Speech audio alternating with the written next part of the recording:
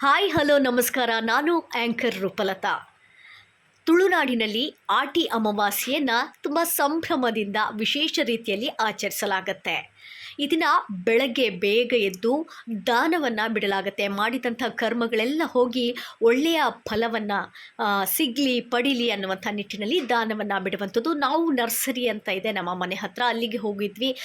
ಕಾರಿನಲ್ಲಿ ಹೋಗಿ ಅಲ್ಲಿ ನಾವು ದಾನವನ್ನು ಬಿಟ್ಟು ಬಂದಿರುವಂಥದ್ದು. ಹಾಗೆ ನನ್ನ ಅಕ್ಕನ ಮಕ್ಕಳು ಶ್ರೀನೀಲ್ ಎಲ್ಲರೂ ಕೂಡ ನಾವು ಹೋಗಿದ್ವಿ.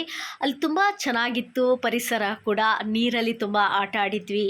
ಹಾಗೆ ಈ ದಿನ ವಿಶೇಷವಾಗಿ ಹಾಲೆ ಮರದ ಒಂದು ಕಷಾಯವನ್ನು ಕುಡಿಯುವಂಥ ಪದ್ಧತಿ ಇದೆ.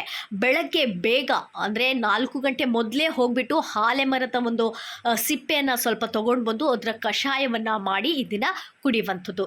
ಯಾಕೆ ಅಂತ ಹೇಳಿದರೆ, ಬೇರೆ ದಿನ ಎಲ್ಲ ಹಾಲೆ ಮರದ ಕಷಾಯವನ್ನು ಕುಡಿಯೋಕ್ಕಾಗಲ್ಲ.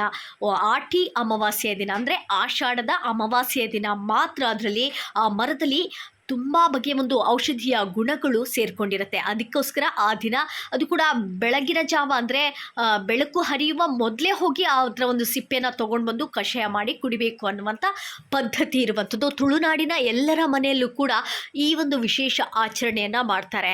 ತುಳುನಾಡಿನ ಎಲ್ಲರೂ ಕೂಡ ಈ ಒಂದು ಹಾಲೆ ಮರದ ಕಷಾಯವನ್ನು ಕುಡಿತಾರೆ. ತುಂಬ ಕಹಿಯಾಗಿರುತ್ತೆ. ಅಂದರೆ ಹಾಫ್ ಗ್ಲಾಸ್ ಕುಡಿಯೋದಂದರೆ ತುಂಬ ಅದು ಕಷ್ಟ.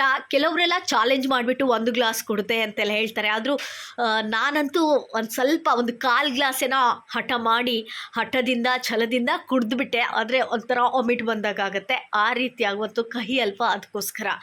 ಹಾಗೆ ನಾವು ಈ ಒಂದು ನರ್ಸರಿ ಅನ್ನುವಂಥ ಪ್ಲೇಸ್ಗೆ ಬಂದುಬಿಟ್ಟು ದಾನವನ್ನು ಬಿಟ್ವಿ. ಅಲ್ಲೂ ಕೂಡ ಖುಷಿಯಾಯಿತು, ತುಂಬ ಎಂಜಾಯ್ ಮಾಡಿದ್ವಿ, ನೀರಿತ್ತು ಹಾಗಾಗಿ.